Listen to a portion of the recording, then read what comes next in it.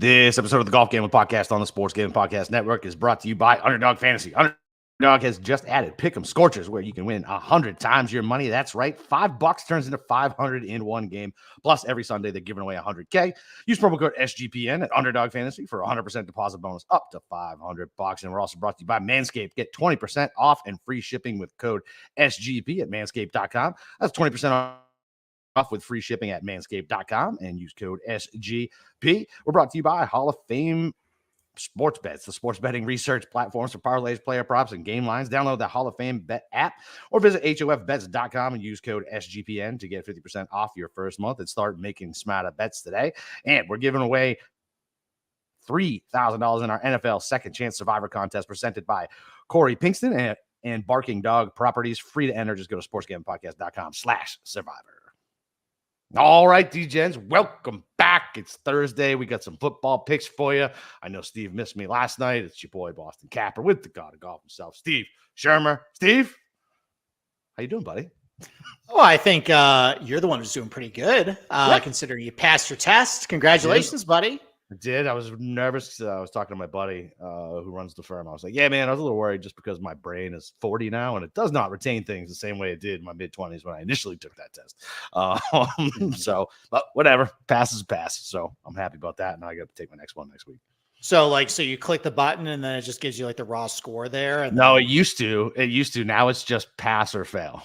Okay. All right. Did you cover like the little corner where it says like the grade? Nah. Okay. So I'm the type, like they give you like 3.5 hours for that test. I was done in like an hour and 15 minutes, maybe a little shorter. It's like 135 questions. And I'm the type of, I know it. If I don't, I don't. And I just move on. See, for my CPA exam, so it will come out quarterly, your scores. Yep. And you go to the website, you click refresh, and there's a little box right at like the bottom corner. I would put my hand over it. And then like I'm kind of peeking over because you got to get 75 to pass. So I'm peeking over. Yeah, I think 73 for mine, yeah. Yeah, it's like I'm looking at like, poker, like, look at the two cards, squeezing. I'm like, okay. Oh, and 8, perfect. And then once I was at the 7, I was like, 7. And I go there, 76. Let's go, baby. That's all I did. Yeah, I don't know why they stopped giving the scores out. I think there was some bullshit reason. I can't remember, but I would have liked to know my score. Like, I didn't really care, but I would have liked to have known because I got to take this next one. So I want to know like what I actually have to work on. It used to give you like the areas you were weak on, which is always like taxes for me and like remembering like section rule codes. I was like, yeah. When I'll see it out. Let's move on to the stuff I know. Yeah, I mean, like I'm a CPA. I don't even really like taxes. So, all right. Why don't we move on to football? Let's go. So, I mean, I guess there's really no point. We're recording right now. Basically a kickoff for the Chiefs game. Did you put a bet down on this game? Nah, if anything, I would have. God. Oh, I'm sorry. You bet Chiefs? I bet Chiefs minus 10.5. So, I mean, the weather kind of concerns me, but I just think Pacheco is going to have a good game. And just this Broncos defense is so bad. And like, if the win isn't quite as bad as what they're predicting, like I looked at the DVOA stats against the Broncos against different wide receivers.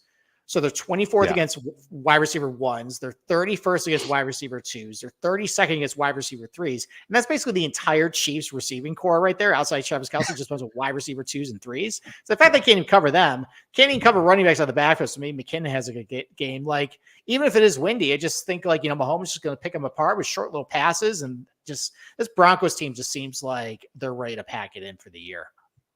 Yeah. So I got couple first touchdowns and I took, I heard Pat Mayo talking about the McKinnon under rushing yards, keep hitting. So I hit that. And then I took a couple Chiefs unders as well, just because I figured it's going to be a Pacheco game. They're just going to try to get in and out of there. Broncos aren't really going to give them much.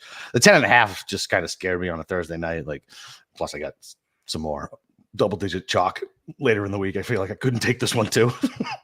Yeah, I mean, like these night games just seem like they're always stinkers. And I think the most likely scenario is Chiefs blow them out as the stinker. So that's what I'm taking. Okay.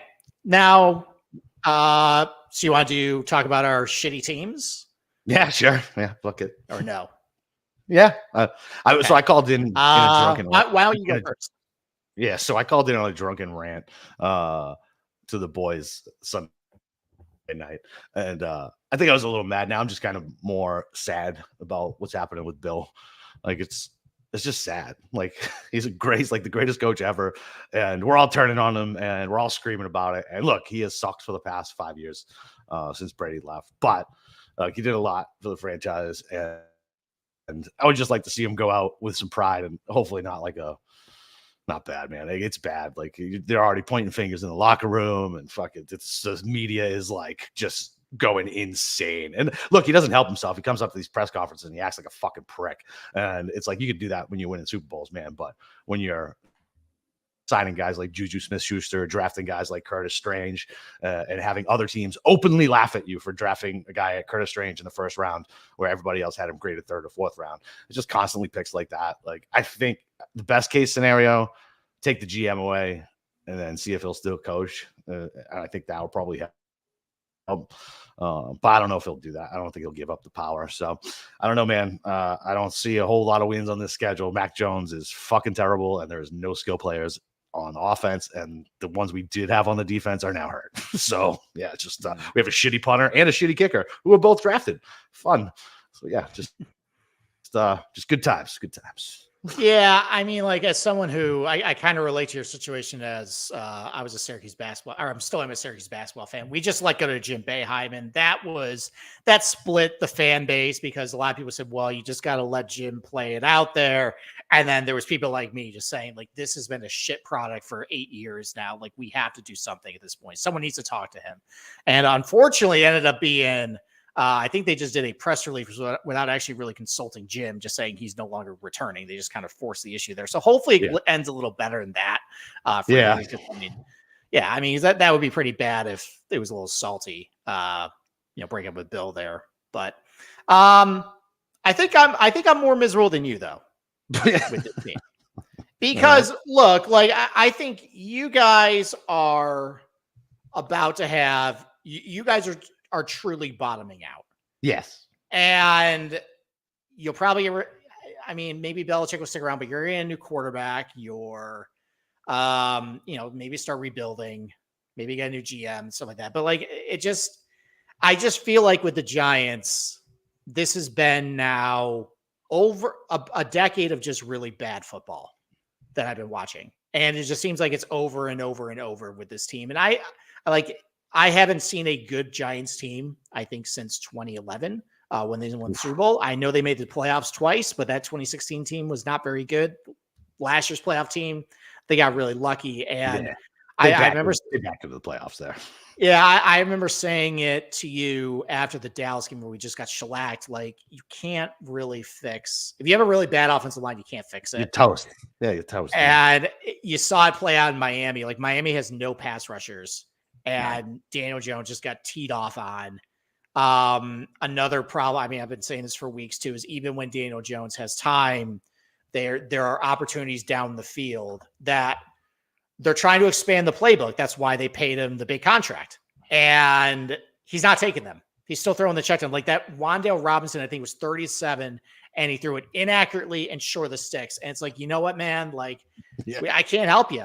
And what's going to be really, really sad, and like, and the fan base is still having this giant Daniel Jones civil war. Like, it's the offensive line, it's quarterback. Well, it's both the problems. What's going to end up happening is, because I don't think he's going to play this week. I think he's got the neck injury.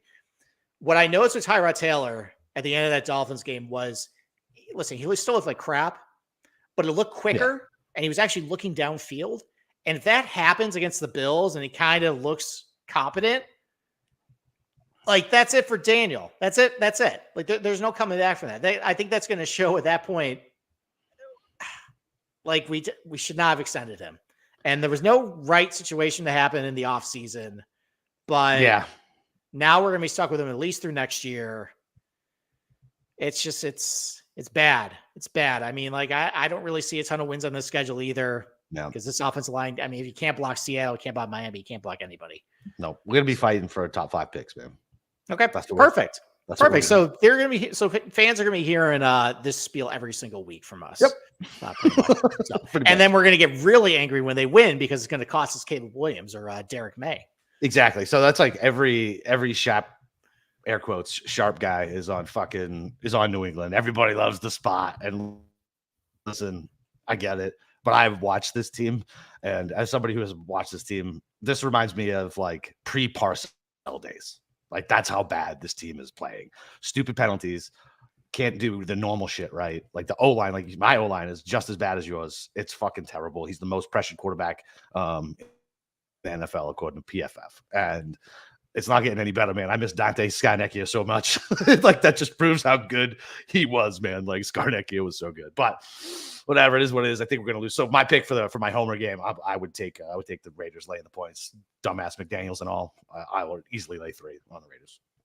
Okay. I mean, so for my homer pick, I think it really comes down to if Saquon's going to play, because it is going to be a little windy and the weather's not going to be very good on Sunday. I'm going to attempt to golf on Sunday, by the way. So pray for me on that one. But look, I mean, if Saquon comes back and it's Tyrod Taylor starting, I mean, I don't know if I really believe in the whole revenge game thing because it's been so long since he's been with Buffalo. I would think the revenge game for Tyrod Taylor is actually with the Chargers because they actually ruined his career by popping his lung. Tried to kill him. Yes, they tried to kill him. I think that's the revenge one at that point. But I mean, it's 14.5 right now. The Bills have a lot of injuries on defense. They can't stop the run either. And it just seems like the Giants just get so far behind in games where they just stop running. If maybe they can just get out and start controlling the clock a little bit, have a little success with that run game.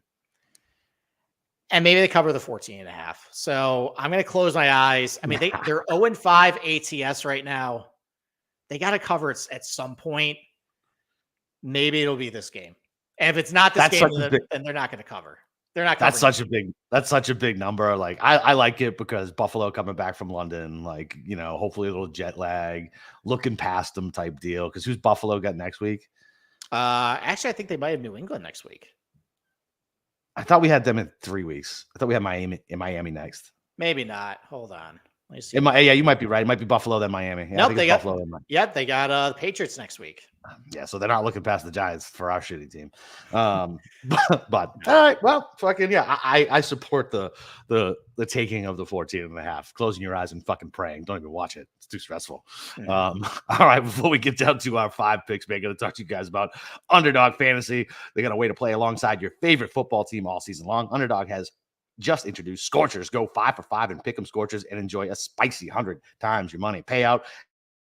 And for a limited time, Underdog is extending the first deposit bonus up to $500. $100,000 Sundays continue over on Underdog Fantasy. 10 lucky players will get $10K each. So watch along, make your picks, and maybe make a little cash over on Underdog's mobile app or website, UnderdogFantasy.com. When you sign up with promo code SGPN, Underdog will double your first deposit up to $500. That's UnderdogFantasy.com, promo code SGPN. And Manscaped is back. We're brought to you by Manscaped, and they've taken a step up from Halloween to bring you the cleanest shave it's ever seen. So this season, no need to toil in trouble. Manscaped's all new Handyman is the best way to get rid of that stubble, featuring a compact design, next-gen skin-safe technology. The Handyman was designed to give you a smooth finish without the mess of traditional shave.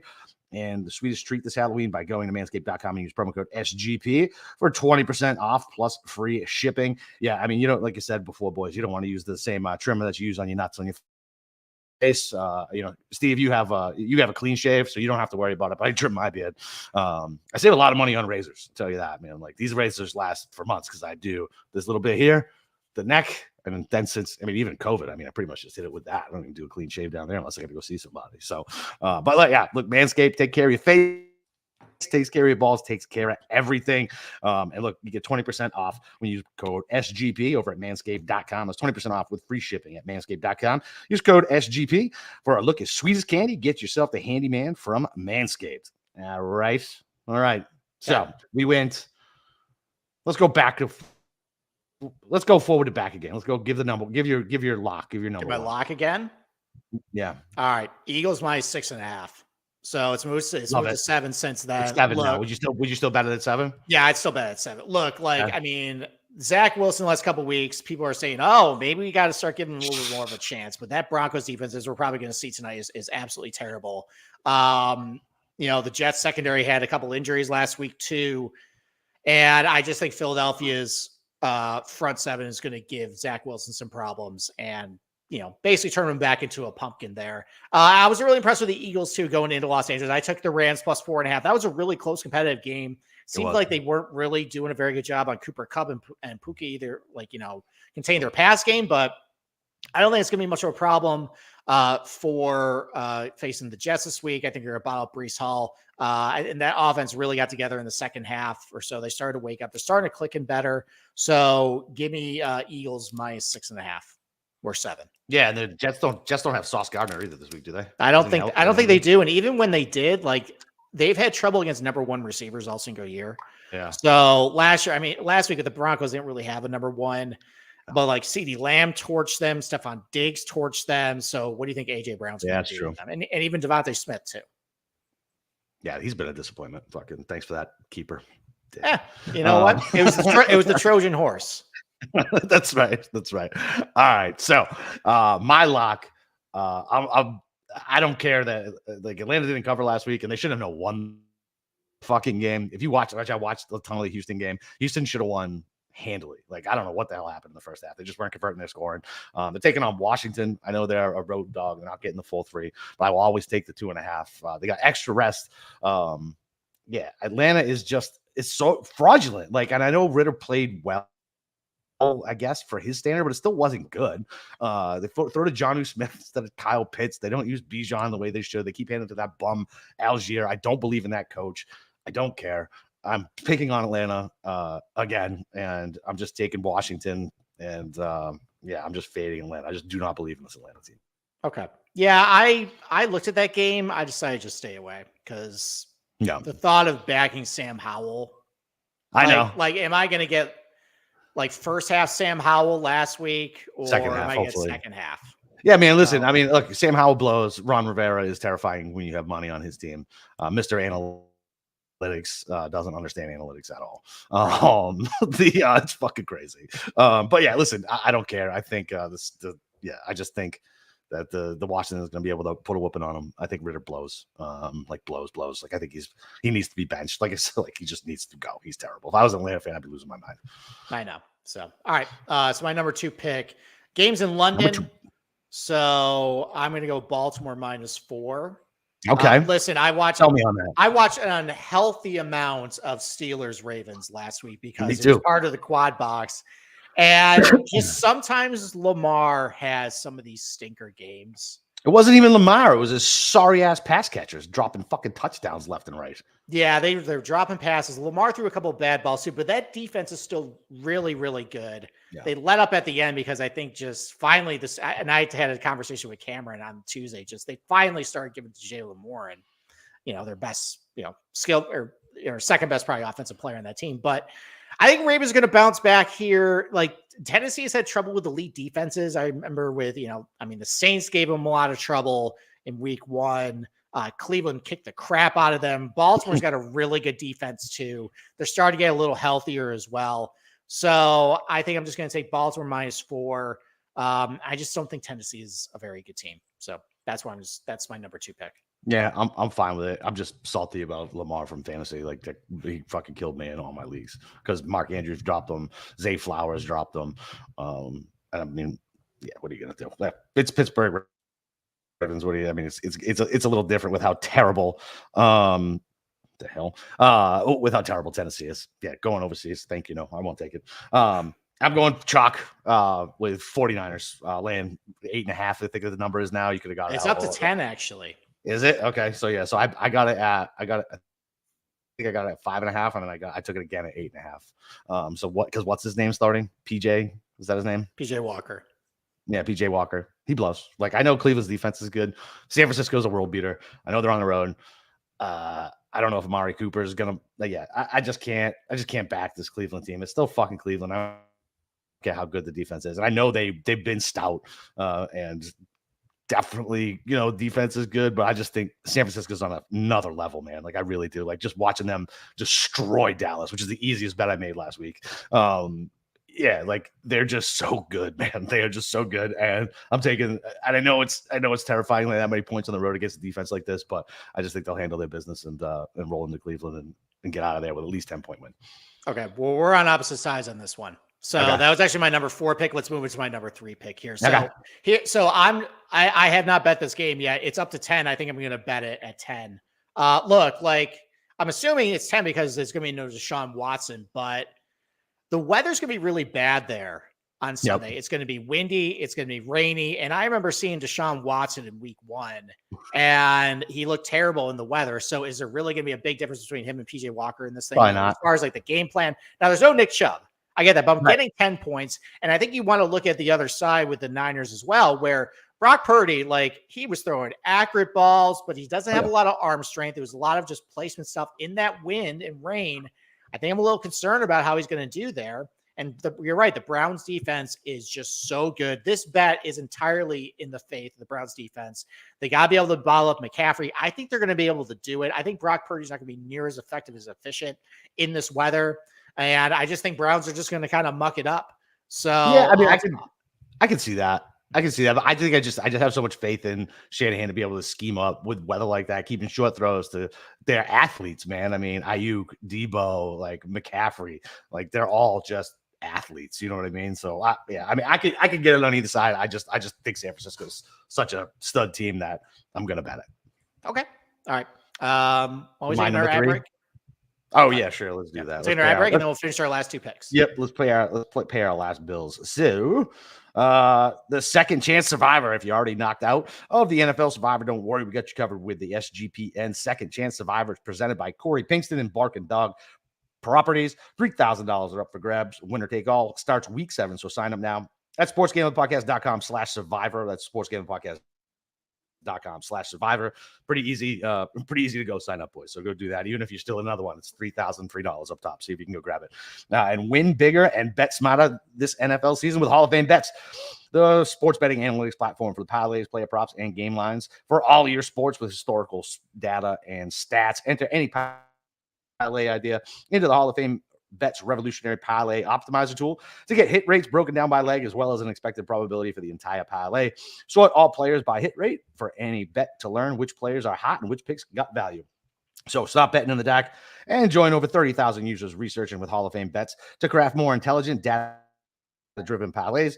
Download Hall of Fame Bets app or visit hofbets.com and use promo code SGPN to get 50% off your first month today. Start researching, start winning with Hall of Fame Bets. Cool. All right. So wait, I only gave out 2. You got which ones you do? You did. Yeah. You So that was my number 4 pick. I moved it to number 3. So I gave out 3. So it's your turn right now. What's your number 3 pick? All right. So my 3 pick, and it's the same thing. Like the Saints beat the shit out of my terrible team, but my God, in the first half, were they trying to give that thing away? Like that team is so bad. It makes so many stupid decisions. That coach still blows. Derek Carr still sucks. I mean, as an Olave guy. Texting me about that, like he just misses the throws. Houston, I think, is legit. I said it last week. They covered. Think they should have won. CJ Stroud is for real. No Tank Dell. But whatever. Nico's the man. And shit, even the ghost of Robert Woods is doing all right. Maybe utilize the tight ends a little more. They're at home getting points against a team I have zero respect for on an up-and-coming team. And I love CJ Stroud talking at these press conferences. That is the quarterback that I was hoping Mac Jones was going to be. He is not. So, yeah, listen, I love Houston this week getting points at home against that terrible, terrible Saints. All right. I almost took the Saints in this game. Just the high-level analytics don't really like the Texans, especially on defense, too. So that's a little scary considering, I saw maybe this is just really digging way too much into it. The Texans are, I think, 28th against pass catching running backs in DVOA. And that just seems like all the Saints can really do is just throw That's all they do. Yeah. So, I was trying to think the Texans, have they played really good defense? I mean, they kicked the crap out of the Steelers, so they put up 30. So on the flip side of the coin, has New Orleans played a good offense yet? So I am staying away from the game, but I respect your opinion on that. Yeah, and I hate the Saints. I just think they're such a bad team. I've been tagging them every week, and I even bet them last week against my Pats. No, I didn't. Wait, I took the Pats last week. I think last minute money line like an idiot. So all right. So what was your number 3 turning into number 4 pick? Well, so one of the reasons why I said I didn't love this week that much. I like a lot of favorites this week. Mm-hmm. I like a lot of bounce back favorites too. And you just talk about one team that kicked the crap out of somebody, and then now they're a favorite on the road again. I'm going to go Dallas -2. So Chargers are coming off a bye. Don't let the bosses hear you say that shit.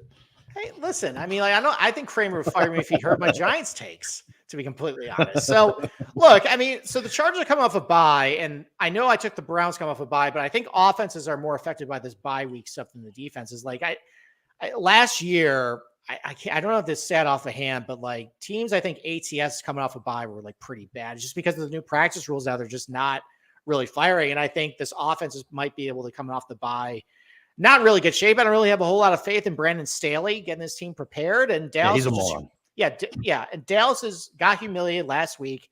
Chargers defense is not very good. And I think this is going to be a situation where when Dallas plays kind of softer defenses, Dak is going to feast. When they ends up playing ones that kind of want to punch you in the mouth a little bit, that's when he's going to start having issues. Chargers are really bad against the run. When coming out of halftime, they asked Mike McCarthy if he wanted to establish the run. I think he was down like 3 touchdowns. He just said yes. So I think they're going to be able to establish the run. I think Tony Pollard's finally going to get stuff going. And technically, this is a revenge game. Brian Schottenheimer, the son of the late Marty Schottenheimer, his dad got unfairly fired in 2006 when they went. He went 14-2 and they canned him. Yeah, because we whooped them. I know, but who goes 14-2 and they get fired after that? Listen, yeah, but he underperformed with that fucking roster for so long. Like I didn't like Matty Schottenheimer. Okay, and I think I'm probably a little skewed because Christian Fourier played for him, and he was a radio personality up in Boston after he played for us, and he hated Schottenheimer, and so I hear all these bad stories about Matty Schottenheimer. So yeah. Listen, wait, so Brian's on. Yeah, Brian's the offensive coordinator for Dallas. So, that's right. So revenge game for his late father. And then he's going to go to the gravestone and put some flowers down with a single tear in his eye saying, I got him back for you, Dad. So Dallas -2. I love that. Okay. All right. I think I'm going to join you on that one. You know me. Yeah, you knew that narrative would get me. You knew it. All right. So my 4 pick, so I was going back and forth. I had the Eagles as well at 7. You kind of already explained that one. So I'll go with the Rams. I just think they're that team that nobody expected. They got the grit. They got Grimes. Stafford looks good. Who would have thought Puka Nacua would still be so good when Cooper Kupp came back? Kupp was just shredding them last week. And this defense is worse. So it's 7 at home. Yeah, I just think they're such a scrappy team, man. And veteran and McVay's still a great coach. And yeah, fuck it, man. Like I just think they'll roll at home. Okay. Those not my cards. I think the shine is off the Cardinals. Like because I mean, what Connor's going to be out. Ingram might not play. We were talking about it offline, how much he went for in our fucking guillotine league. Some bum I've legitimately never heard of. Yeah, I mean, who's their best receiver? Fucking Marquise Hollywood Brown. Yeah, he's good. Yeah, fine. Like whatever. He was really good against the Giants, but every receiver is good against the Giants. It doesn't count. Yeah. So I love the Rams. I think. I was going back and forth with making that my favorite versus Washington, but I always feel like I got to take a dog as my favorite. Okay. So my last pick this is a gross pick.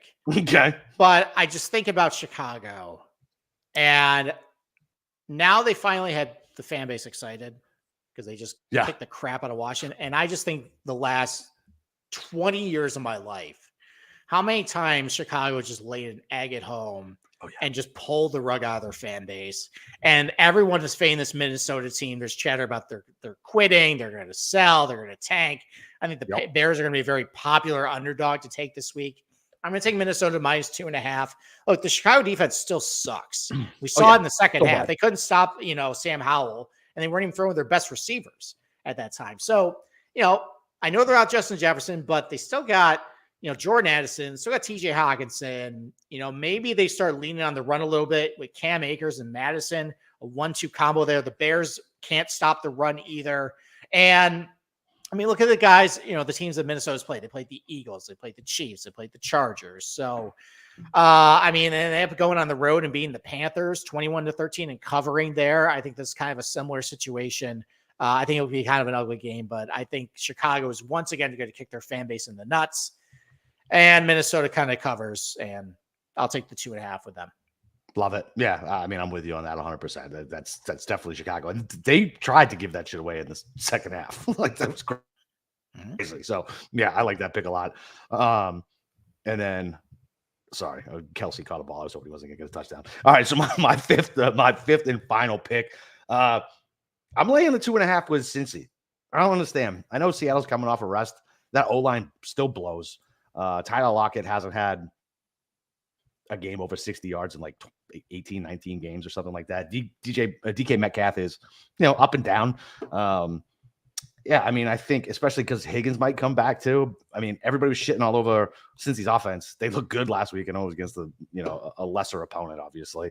But I mean, Chase was literally always open, like you said he was going to be. Higgins could be back. Mixon is whatever. Like, he can get it done. If Burrow's healthy and he keeps saying he's getting better every day, I mean, 2.5 at home feels like a fucking steal. Like, it really does. Like, it feels like a steal, but it's my fifth pick because it feels very trappy. But I'm taking Cincinnati. Yeah, it feels fair. I almost took Cincinnati as well. Like, again, fading teams that are coming off a bye there. And also, like, Seattle went through the bye week just destroying the Giants. And again, as someone who watched the entire game, the Giants are absolutely horrible. Seattle didn't really do anything special in that game. So they, I mean, I think they got a couple guys back in the offensive line, but overall though, I mean, Seattle's been kind of a clunky team so far. I think they're a bit of a fraudulent 3-1, and maybe the Bengals kind of found their groove last week. I guess the danger is, did the Bengals just find their groove against a really crappy team and they're going to come back down to earth this week? I don't think so. Seattle doesn't have a pass rush.